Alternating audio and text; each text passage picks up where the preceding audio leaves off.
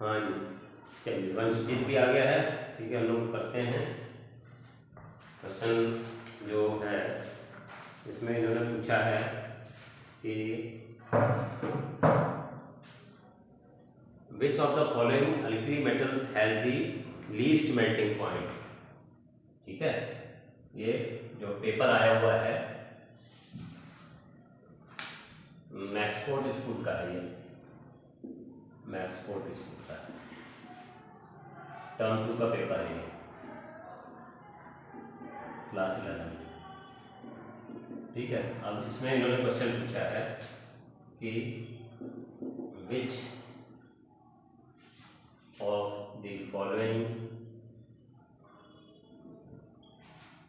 Has least melting point. इनमें से किसका मेल्टिंग पॉइंट सबसे कम है। एक तो पूछा है सोडियम है, दूसरा पोटेशियम है, तीसरा सीजियम है और चौथा यहाँ रुबिडियम, सी में रुबिडियम है और चौथा सीजियम है। तो इन चारों में से सबसे लो मेल्टिंग पॉइंट किसका होगा। हाँ जी, मेल्टिंग पॉइंट सबसे लो किसका होगा।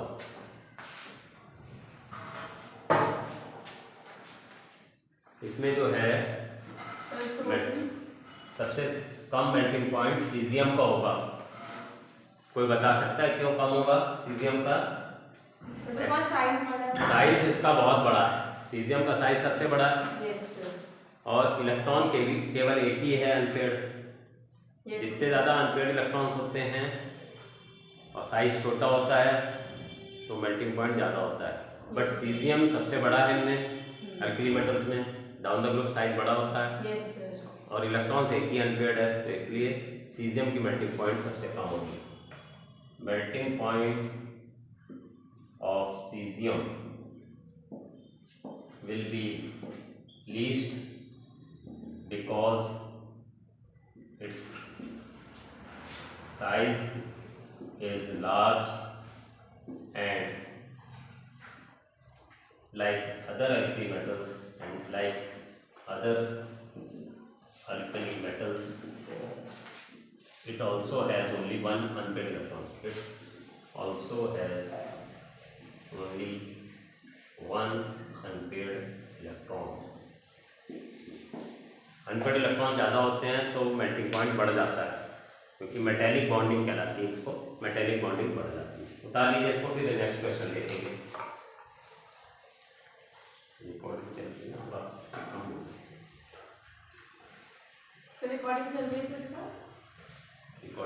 थोड़ा कम बोलना।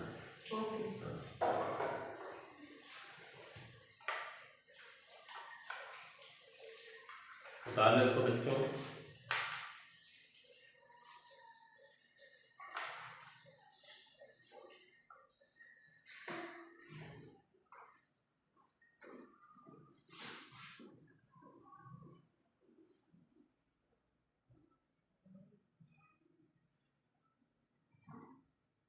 चलिए, ये क्वेश्चन हमने देख लिया।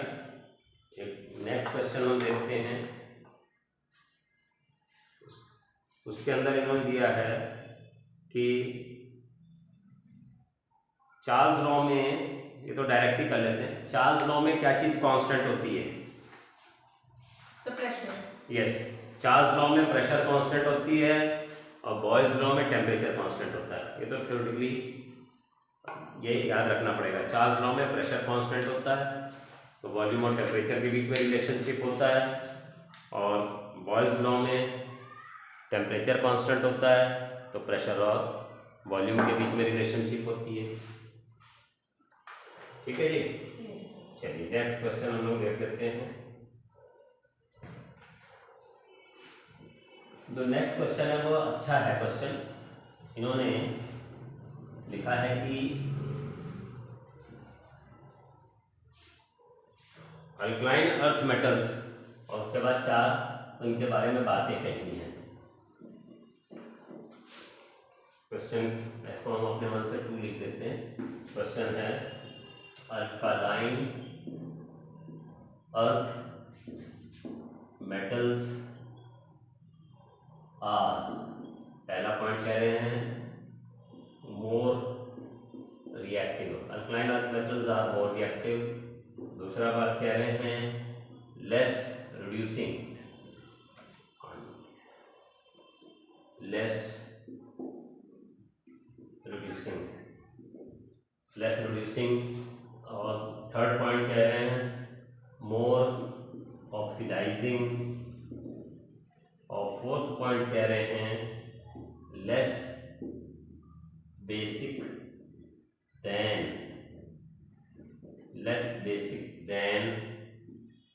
Alkali metals.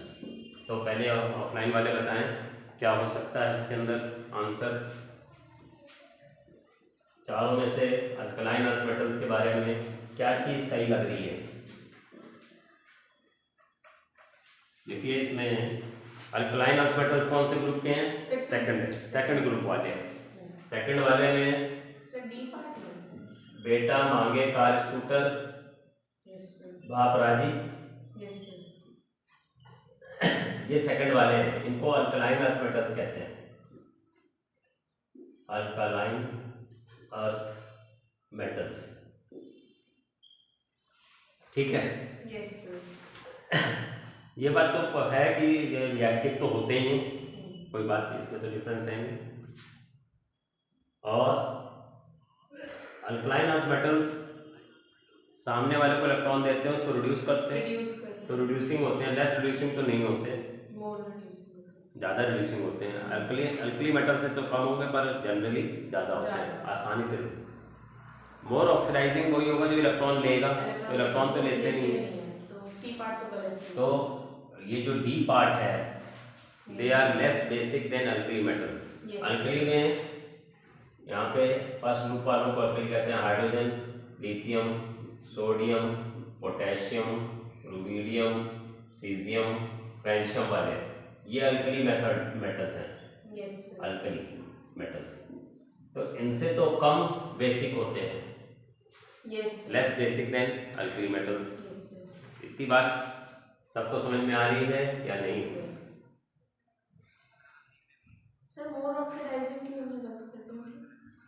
हाँ यस, अगर अल्कली मेटल से कंपेयर कर देता less reducing than alkali metals तो फिर ये बेटर होता आंसर।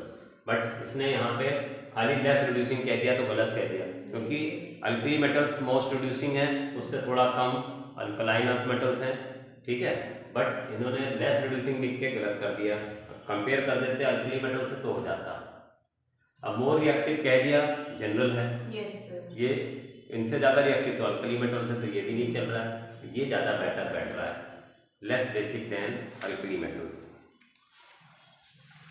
हाँ जी, ठीक है जी।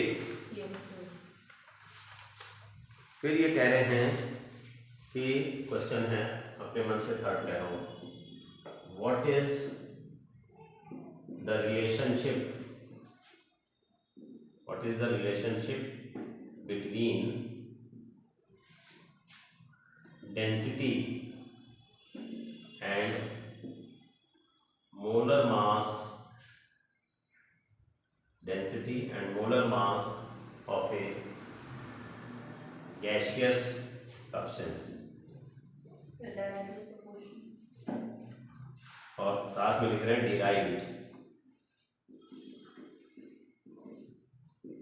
तो हम कैसे करेंगे? PV = nRT लिख देंगे, ठीक है।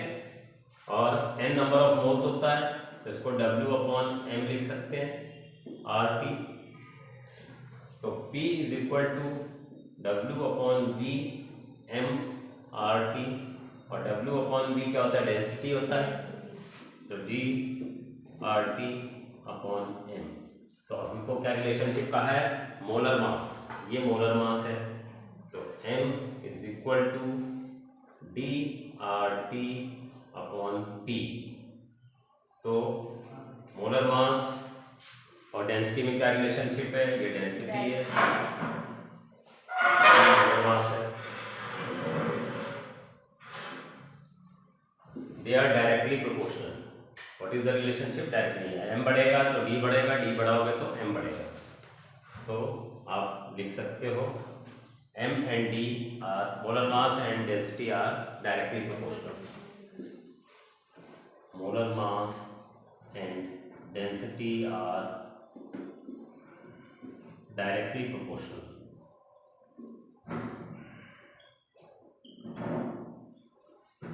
ये आंसर हो गया और ये कंडीशन हो गई।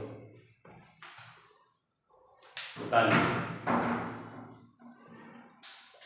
लीजिए फिर देखते हैं।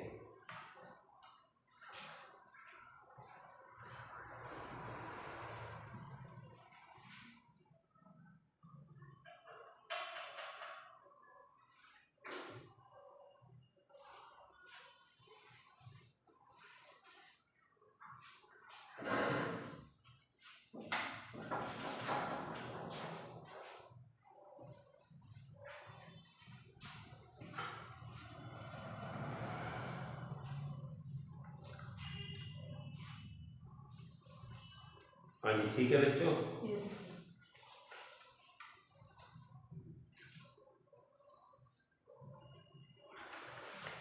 चलिए नेक्स्ट एक क्वेश्चन मैं दे रहा हूँ।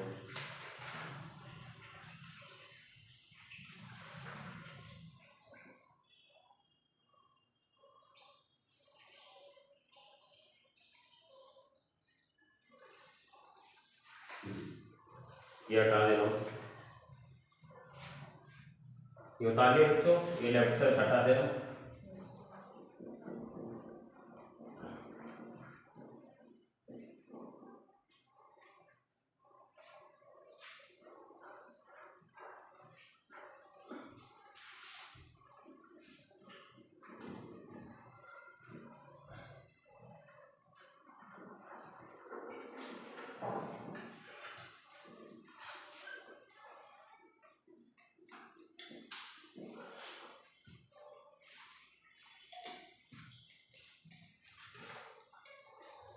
क्वेश्चन पूछा है कि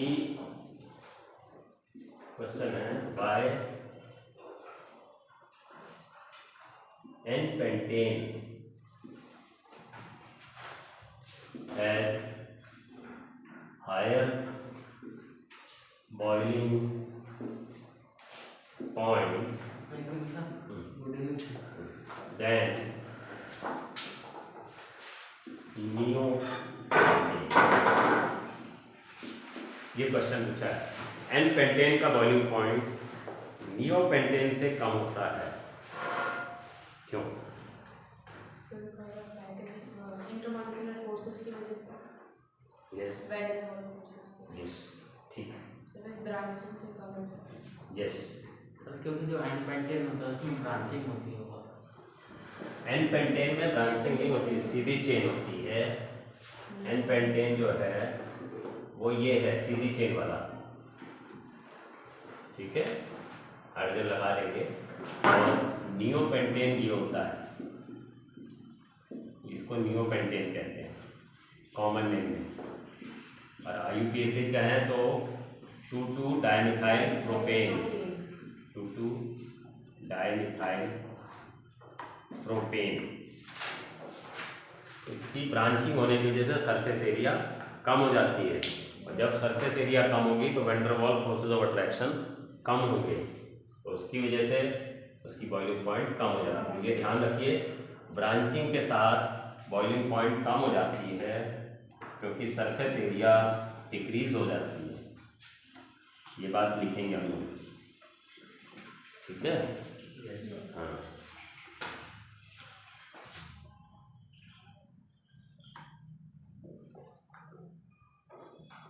boiling point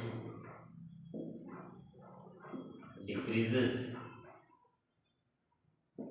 with the increase in branching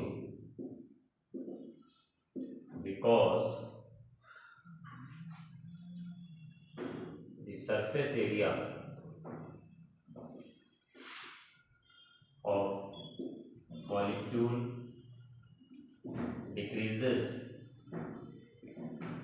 with branching, therefore van der Waals forces of attraction also decrease. Forces of attraction also decrease. Therefore, boiling point decreases.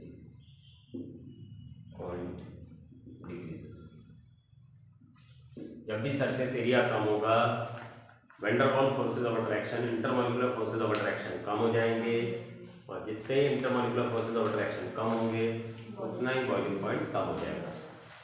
ये एन पेंटेन है, skeleton बनाया मैंने, hydrogen आप लगा सकते हो। बता दीजिए सब लोग।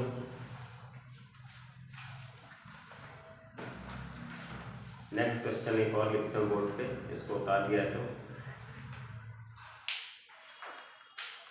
एन का मतलब होता है सीधे, नॉर्मल पेंटेन। नॉर्मल पेंटेन मतलब है सीधा, और नियो का मतलब होता है कि आखिरी से पहले पे 2 बार लगाओ। अगर हम इसको यूं लिख रहे हैं किसी को, तो ये इसको कहलाएगा नियो हेक्सेन। ठीक है, 6 कार्बन हो गए, 2 4 ये और 2 ये कॉमन नेम है। और अगर 7 कार्बन होते और लास्ट कट 1 के ऊपर 2 ऊपर नीचे दोनों पे लगा होता तो उसको कहते हैं नियो हेप्टेन। अगर ये ऐसे होता तो इसको कहते हैं नियो हेप्टेन।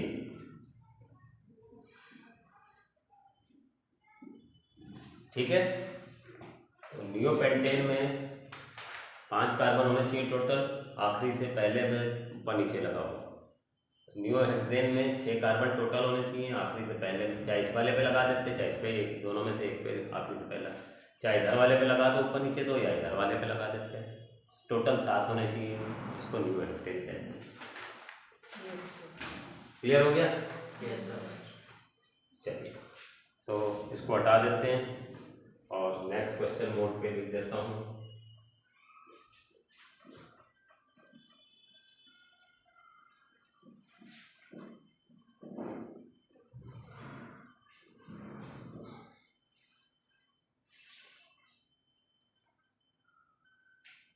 उन्होंने कहा है कि N alkene on ozonolysis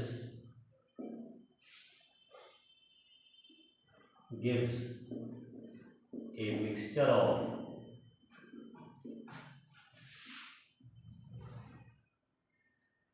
ethanol, पहला केस है इथानल, एंड पेंटन 3-ol, और दूसरे केस में कह रहा है propanone and butane 2-ol। Right the names of alkenes in both the cases. पहले आप लोग इसको सॉल्व करिए, फिर मैं आपको समझाऊंगा कैसे इनको सॉल्व करना है। पहले आप ट्राई करिए, ये हटा दे रहे।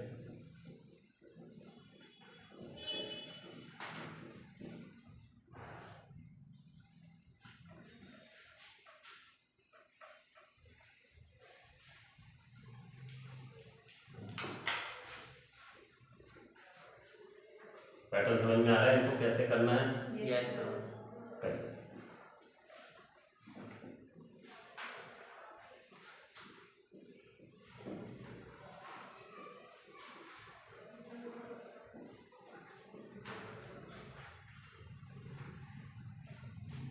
आप 2 मिनट ट्राई करिए, फिर मैं समझाता हूँ।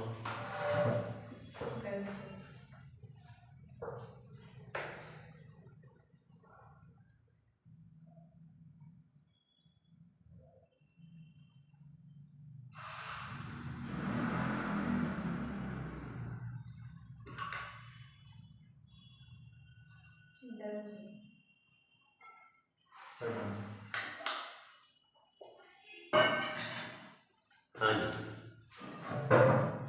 पहले वाले में इथानल और पेंटन 3-ol है। तो इसमें हमने आपको बताया था कि पहले आप इथानल का ऑक्सीजन और पेंटन 3-ol का भी ऑक्सीजन आमने सामने कर दो। Yes sir. ठीक है, यस सर। स्केलेटन बना के समझा रहा हूँ मैं। 3 4 5 और ये 1 2 इथानल है।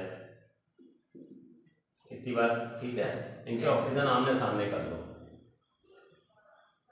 और उसके बाद इन दोनों के ऑक्सीजन हटा दो और जहाँ से हटे हैं वहीं पे डबल बॉन्ड लगा दो और फिर नाम ले लो 1 2 3 4 5 क्योंकि डबल बॉन्ड की इम्पोर्टेंस ज़्यादा है तो वैसे नंबर देंगे। तो क्या नाम रखा आपने इसका? 3-ethyl पेंट-2-ईन। अगर इसकी ओजोनोलिसिस करोगे तो आपको इथानल और पेंटन 3-on मिलेंगे। तो एल्कीन हो गया 3-ethyl पेंट-2-ईन। उतारिए। सर प्रोडक्ट्स भी पूछ सकते हैं ना कि एल्कीन में।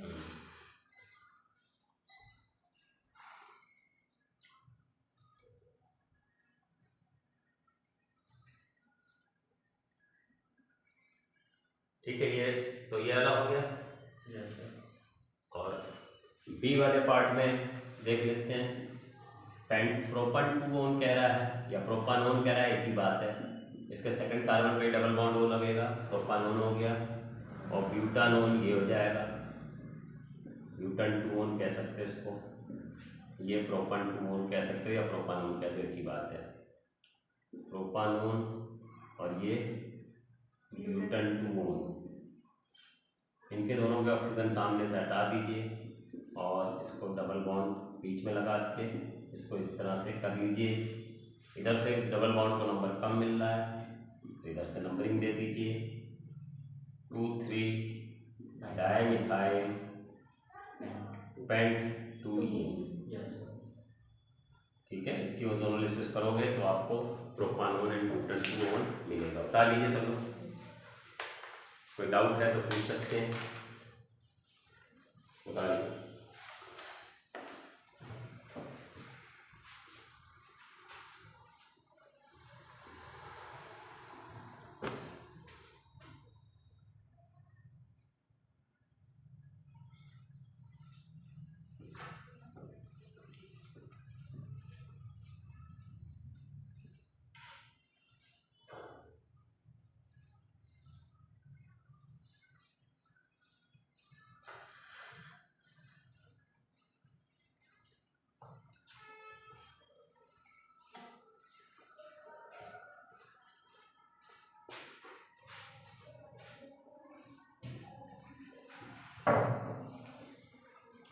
हाँ जी बच्चों, ठीक है, कोई डाउट तो नहीं इस पे?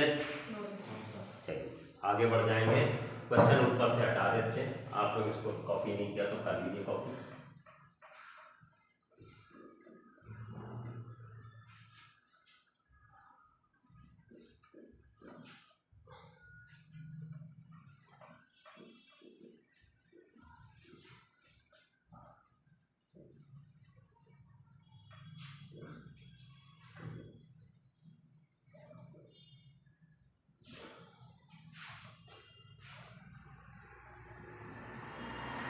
नेक्स्ट क्वेश्चन जो है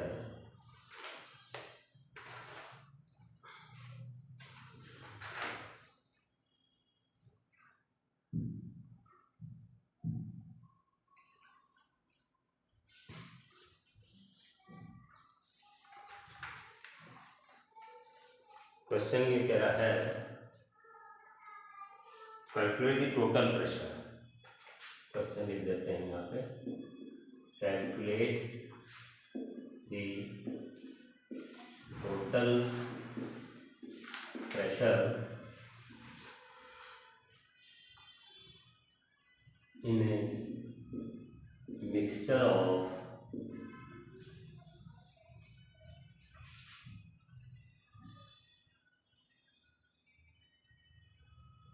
64 gram of O2 and 6 gram of H2 confined in total volume of 1 liter at 27 degree centigrade and R दिया हुआ है 0.082 लीटर एटमॉस्फेयर पर केल्विन पर मोल देना चाहिए, पर मोल दिया हुआ है। ठीक है, लीटर एटमॉस्फेयर पर केल्विन पर मोल देना चाहिए। ठीक है, तो उतारिए इसको।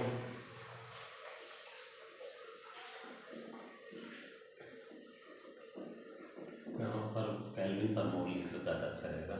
लीटर एटमॉस्फेयर पर केल्विन पर मोल, ये आ गया है। सॉल्व करना है इस क्वेश्चन को। फॉर्मूला कौन सा लगेगा?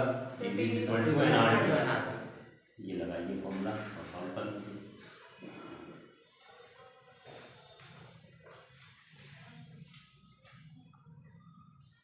PV is equal to nRT, n number of moles होता है।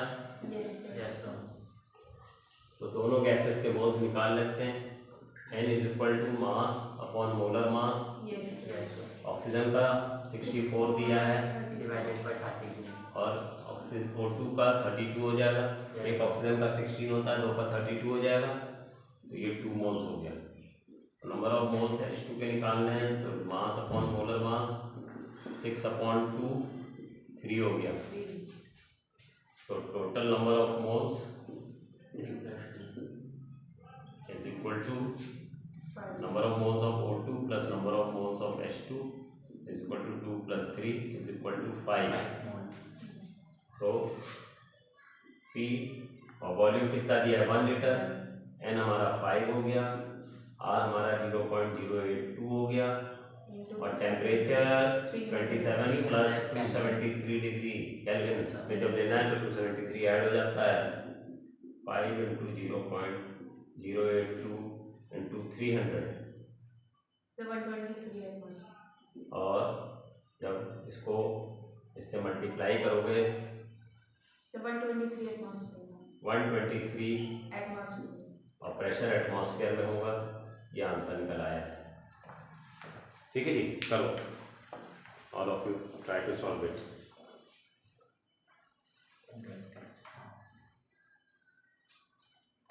देख लीजिए, कोई चीज़ अभी भी नहीं समझ में आ रही है तो पूछ सकते हैं।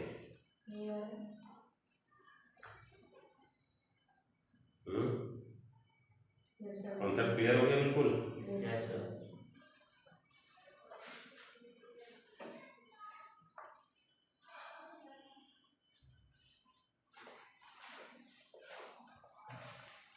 नेक्स्ट क्वेश्चन लिखेंगे सब लोग, बोर्ड पे लिख देता हूँ मैं, ये हटा दे रहा हूँ, क्वेश्चन हटा देता हूँ, आंसर तो आप उतार ही दो।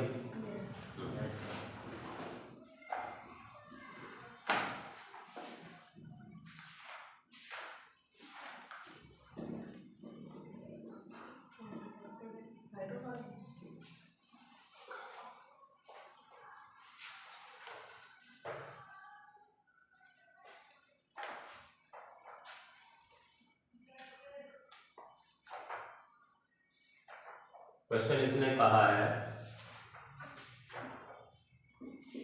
Right the geometrical isomers of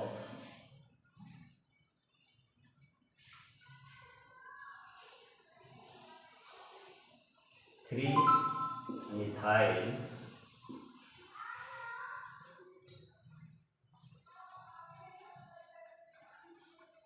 hex 3-ene 3-methyl hex 3-ene के ज्योमेट्रिकल आइसोमर्स लिखना है and also explain which isomer will have higher boiling point and which higher melting point and why। ठीक है, Yes, sir. इनके cis and trans isomers लिखिए और बताइए किसका बॉइलिंग पॉइंट ज़्यादा होगा और क्यों, किसका मेल्टिंग पॉइंट ज़्यादा होगा और क्यों। सॉल्व करिए जल्दी से।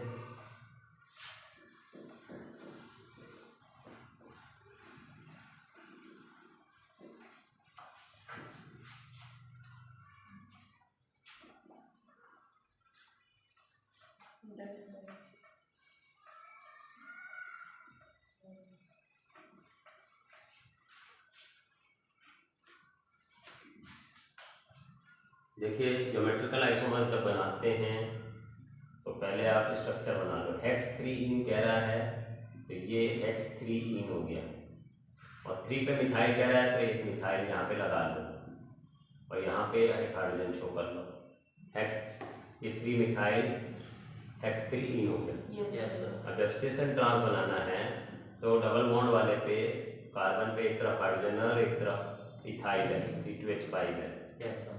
और इसमें एक तरफ CH3 है और दूसरी तरफ 2 कार्बन वाला है C2H5 लिख लो। भारी भारी दोनों एक तरफ हैं सिस तो सिस हो गया। Yes, sir.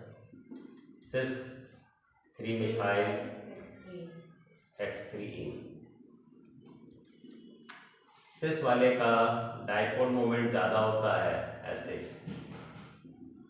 तो इसकी बॉइलिंग पॉइंट इज हायर।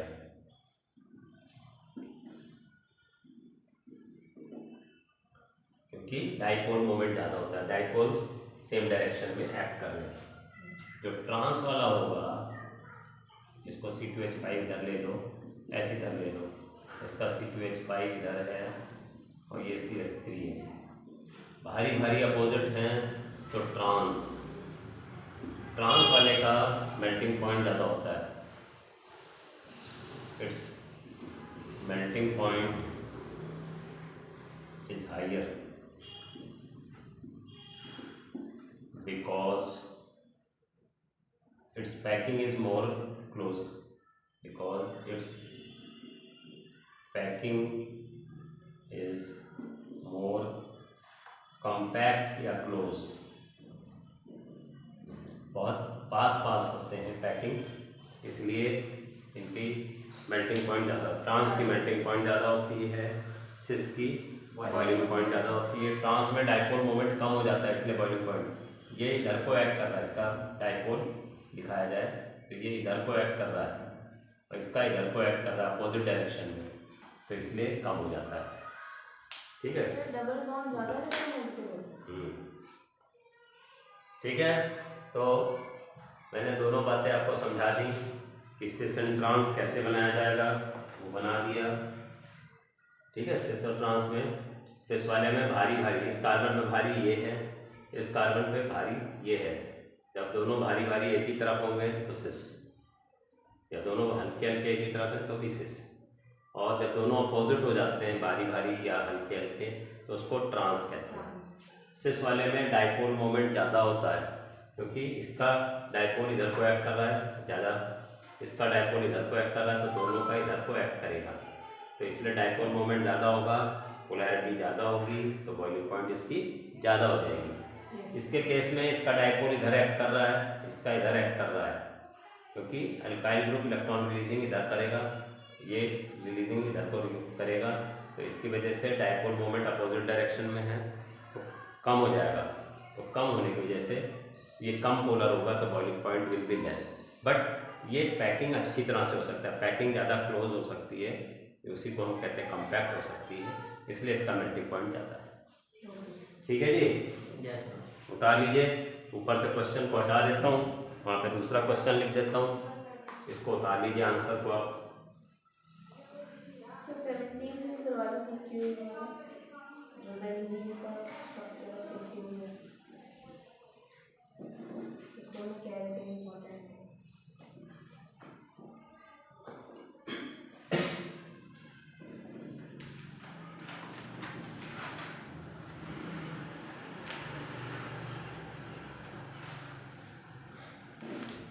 उतारिए जल्दी उतार लीजिए इसको, तो फिर आगे बढ़ेंगे।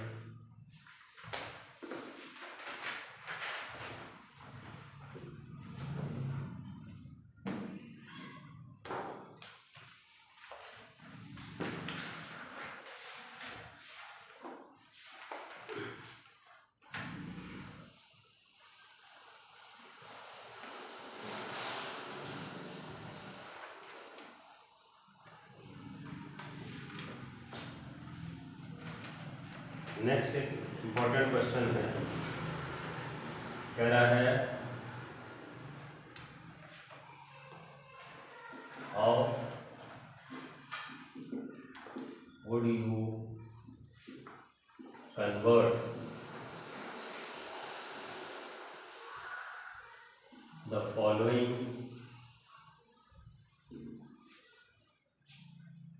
compounds into benzene? इन कंपाउंड्स को आप बेंजीन में कैसे कन्वर्ट करेंगे, ये रिएक्शन लिखना है, ठीक है। Yes sir. पहला है इथाइन, दूसरा है हेक्सेन और तीसरा है इथीन। इन तीन को लिखना है। तो पहले आप लोग लिखिए, फिर मैं समझाता हूँ कैसे करेंगे।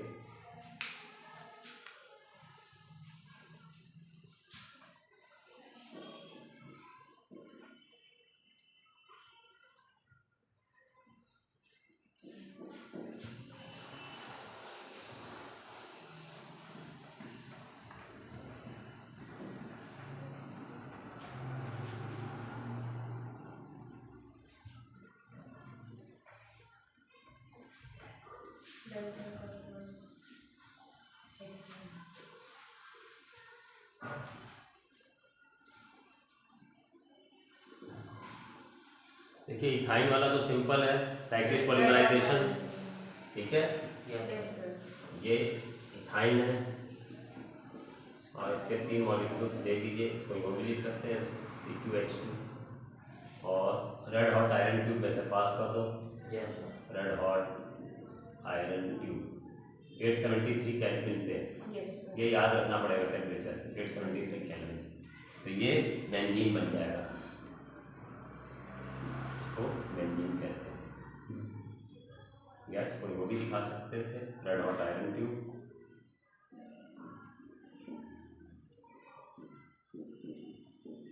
और C6H6 बेंजीन बन जाता है। इस रिएक्शन को हम साइक्लिक पॉलीमराइजेशन भी कहते हैं, साइक्लिक पॉलीमराइजेशन। और सेकंड वाला जो है वो एरोमेटाइजेशन से हो जाएगा। हेक्सेन है तो एरोमेटाइजेशन, ठीक है। एरोमेटाइजेशन में Cr2O3 लेते हैं, B2O5 या MO2O3। 773 केल्विन है, 10 to 20 एटमॉस्फेरिक प्रेशर होता है। ये तीनों कंडीशंस होती हैं इसमें और ये बेंजीन बन जाता है। मैंने स्केलेटन बनाया है, ये C6H14 है, इसको एनहेक्सेन भी कहते हैं। 6 या 6 से ज़्यादा कार्बन होते हैं तो बेंजीन बना देते हैं, बेंजीन या उसके होमोलॉग्स। तो उस रिएक्शन को हम एरोमेटाइजेशन रिएक्शन कहते हैं, एरोमेटाइजेशन रिएक्शन।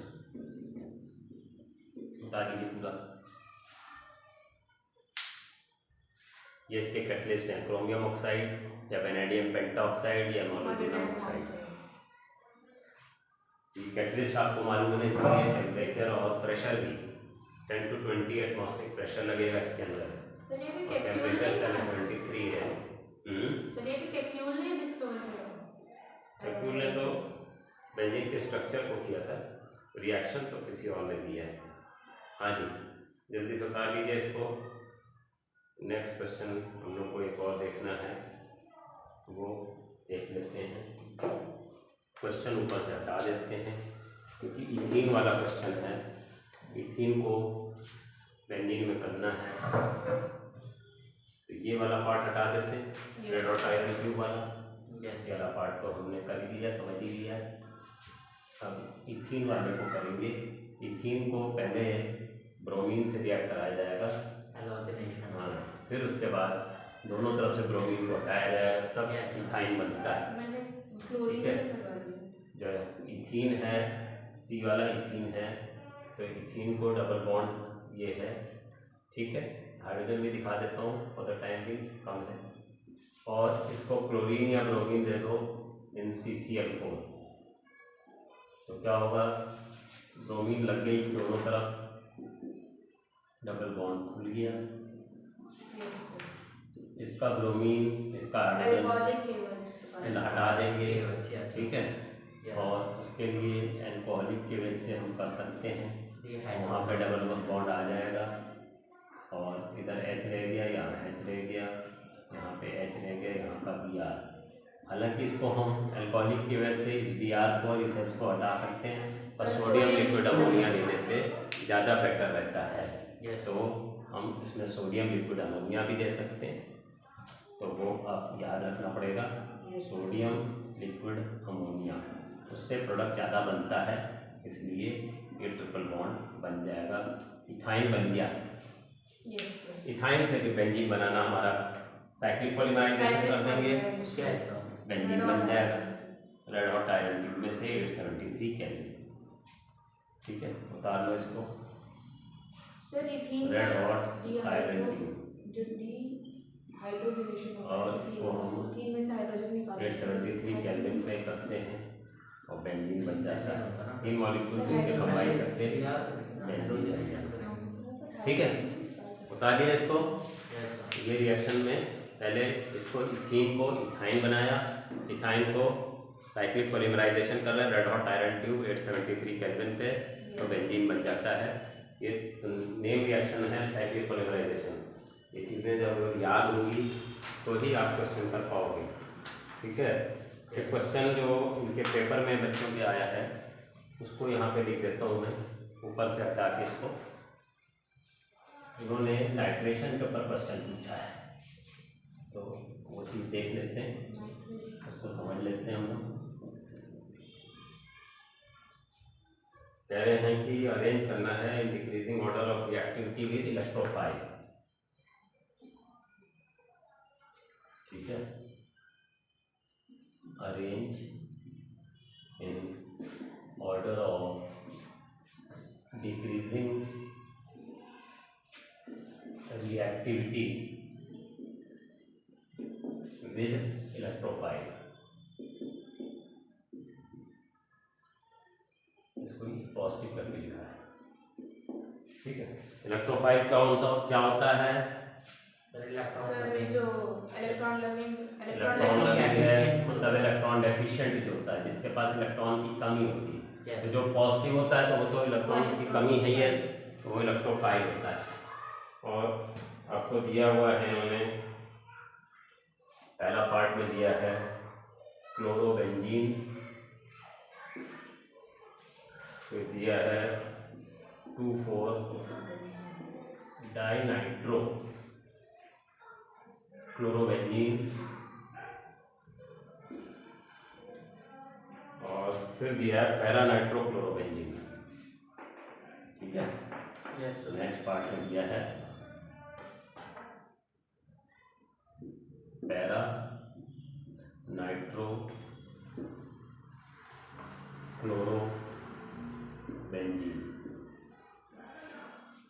अगर इसको हम क्वेश्चन को 1 कर दें और इसको ABCD कर दें, ABC हो गया, तो देखिए वो ज़्यादा रिएक्टिव होगा जिसमें इलेक्ट्रॉन रिलीजिंग ग्रुप लगे, वो कम होगा जिसमें इलेक्ट्रॉन विड्रॉइंग लगे, क्योंकि रिलीजिंग वाला इलेक्ट्रॉन डेंसिटी बढ़ाएगा तो इलेक्ट्रोफाइल को लगना आसान होगा। ये क्लोरोबेंजीन है, क्लोरोबेंजीन में क्लोरीन जो है इलेक्ट्रॉन देगा बेंजीन को, और ये जो है सबसे कम हो जाएगा, क्योंकि इसके अंदर एक तरफ तो क्लोरीन लोन पेयर देगा, बट 2 जगह नाइट्रो लगा है, NO2 जो होता है इलेक्ट्रॉन विड्रॉइंग होता है, तो ये इलेक्ट्रॉन विड्रॉइंग होता है। तो और इसलिए हम क्या करेंगे कि जो इलेक्ट्रॉन विड्रॉइंग वाला होगा वो लीस्ट रिएक्टिव होगा, और इसमें एक जगह नाइट्रो है तो, और एक जगह क्लोरो है, पैरा नाइट्रो पैरा है, ठीक है। तो सबसे ज़्यादा रिएक्टिव A होगा, तो A सबसे ज़्यादा रिएक्टिव, फिर C होगा, फिर B, ठीक है, और फिर B होगा। ये आपको मालूम होना चाहिए। इसके अंदर एक पॉइंट हम लोग लिखेंगे यहाँ पे लिख लेते हैं A, फिर C, फिर B। When an electron releasing group is attached on benzene ring, then electrophile will get attached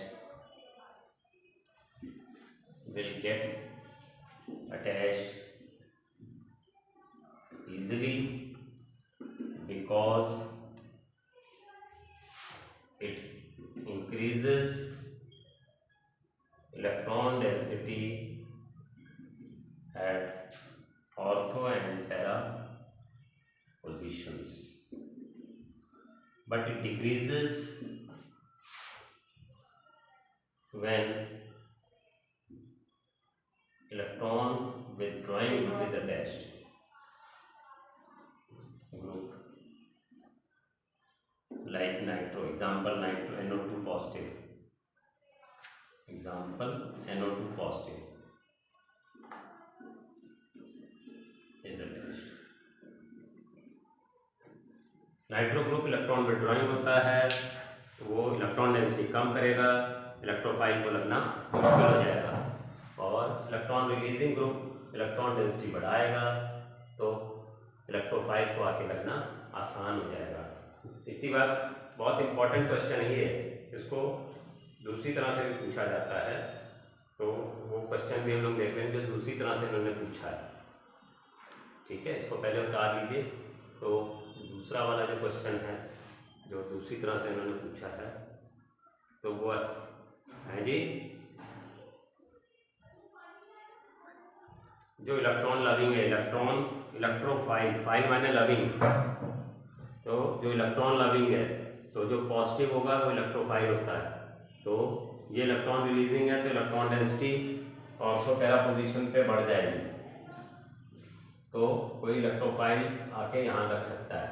but electron withdrawing होता है तो वो ऑर्थो पैरा पे पॉजिटिव कर देता है, तो वहाँ पॉजिटिव पे पॉजिटिव तो नहीं लग सकता। Yes sir. और ये भी पॉजिटिव कर रहा है, तो दोनों ही NO2 हैं, तो दिक्कत हो रही है। इसमें भी ये खींच रहा है, ये भी दिक्कत करेगा, बट इसमें कोई खींचने वाला नहीं लगा है, इलेक्ट्रॉन देने वाला लगा है, रिलीजिंग लगा है, इसलिए इसकी रिएक्टिविटी सबसे ज़्यादा होगी। इसके बाद ये इसमें दो NO2 लगे हैं तो इसकी रिएक्टिविटी इन दोनों से कम होगी। ठीक है, एक क्वेश्चन इसी पैटर्न का है, बट उसमें उन्होंने लैंग्वेज चेंज कर दी क्वेश्चन की। तो लैंग्वेज में चेंज करने से क्वेश्चन कैसे चेंज हो रहा है उसको देखते हैं। 9 क्वेश्चन लिख लेते हैं।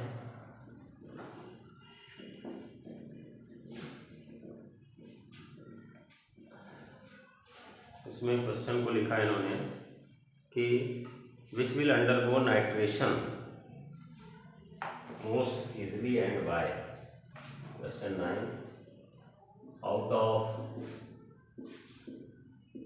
Benzene,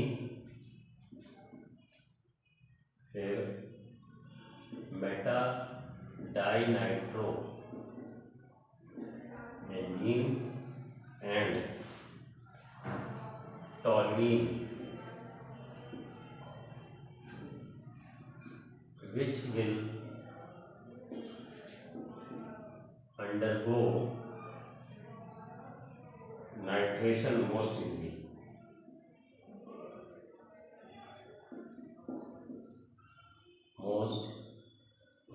easily। किसके केस में नाइट्रेशन सबसे आसानी से होगा, ये क्वेश्चन पूछा गया। ठीक है जी। तो देखिए नाइट्रेशन में NO2 पॉजिटिव आके लगना है, तो वो इलेक्ट्रोफाइल ही हो गया। तो वही बात है, क्वेश्चन वही है, बट उसमें नाइट्रेशन वर्ड यूज कर दिया है। तो हमें यही देखना है कि जो इलेक्ट्रॉन रिलीजिंग वाला है टॉल्यूइन है, और जो इलेक्ट्रॉन विड्रॉइंग है डाइनाइट्रो वाला है, तो वो सबसे कम रिएक्टिव होगा, है ना। तो हमको पहले तो इनके स्ट्रक्चर बना के समझाना होगा कि यहाँ पे इलेक्ट्रॉन रिलीजिंग लगा है, वहाँ पे इलेक्ट्रॉन विड्रॉइंग लगा है, जिसमें विड्रॉइंग लगा है वो कम रिएक्टिव हो जाएगा, और जिसमें इलेक्ट्रॉन रिलीजिंग लिखा है वो ज़्यादा रिएक्टिव हो जाएगा। तो इस पैटर्न से क्वेश्चन को सॉल्व किया जाता है। ठीक है, तो हम कहेंगे कि मोस्ट इजीली आएगा इन केस ऑफ टॉल्यूइन। ये टॉल्यूइन है, टॉल्यूइन में CH3 लगा हुआ है तो ये इलेक्ट्रॉन रिलीजिंग होता है, तो ये सबसे ज़्यादा रिएक्टिव होगा। फिर उसके बाद आपका बेंजीन हो जाएगा, इस पर कोई इलेक्ट्रॉन विड्रॉइंग नहीं लगा है, कोई इलेक्ट्रॉन रिलीजिंग नहीं लगा है। बेंजीन में रेजोनेंस की जैसे इलेक्ट्रॉन डेंसिटी ज़्यादा ही रहती है। और मेटा डाइनाइट्रोबेंजीन में 2 जगह NO2 लगा है, वो इलेक्ट्रॉन विड्रॉइंग होता है, यहाँ भी NO2 हो यहाँ भी, ये इलेक्ट्रॉन खींचेगा। ये तो इलेक्ट्रॉन फेंक रहा है तो यहाँ पे इलेक्ट्रॉन डेंसिटी, ऑर्थो पैरा पे इलेक्ट्रॉन डेंसिटी बढ़ जाएगी। ये खींच रहा है तो ये पॉजिटिव यहाँ, पॉजिटिव यहाँ, ये भी पॉजिटिव, और ये ऑर्थो पोजीशन है पैरा पे पहले से ही। ठीक है, तो सबसे ज़्यादा रिएक्टिव टॉल्यूइन होगा, फिर बेंजीन होगा, और फिर मेटा डाइनाइट्रोबेंजीन होगा।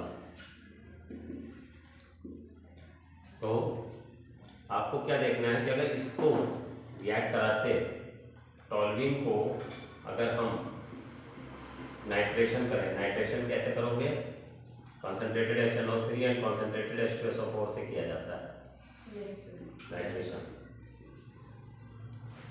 तो ये क्या करता है कि NO2 पॉजिटिव देगा और OH नेगेटिव देता है। ठीक है, तो ये NO2 इस पे कहाँ कहाँ लगेगा? ऑर्थो या पैरा पे आसानी से। NO2 यहाँ लग सकता है और NO2 पैरा पे भी ऑर्थो पे भी लग सकता है सबसे आसानी से, क्योंकि यहाँ पे इलेक्ट्रॉन डेंसिटी ज़्यादा है तो पॉजिटिव वाला आसानी से लग जाएगा। बट इसमें तो यहाँ पॉजिटिव सब जगह तो पॉजिटिव है, भीड़भाड़ भी है, स्टेरिक हिंड्रेंस भी है, तो इसमें कम लगेगा। तो आंसर आपका out of this which is undergo nitration most easily, आपको आंसर देना था टॉल्यूइन। और मैंने आपको ऑर्डर भी समझा दिया। टॉल्यूइन में सबसे ज़्यादा आसानी से नाइट्रेशन होगा, उससे कम बेंजीन में, और सबसे कम मेटा डाइनाइट्रोबेंजीन में। इसको उतार लीजिए। ये जो पोर्शन है आंसर में नहीं है लिखना है, ये हमने आपको समझाया है। इसका नाइट्रेशन करेंगे तो आसानी से ऑर्थो और पैरा पे लग सकता है। उतार लीजिए इसको, फिर हटाता हूँ मैं।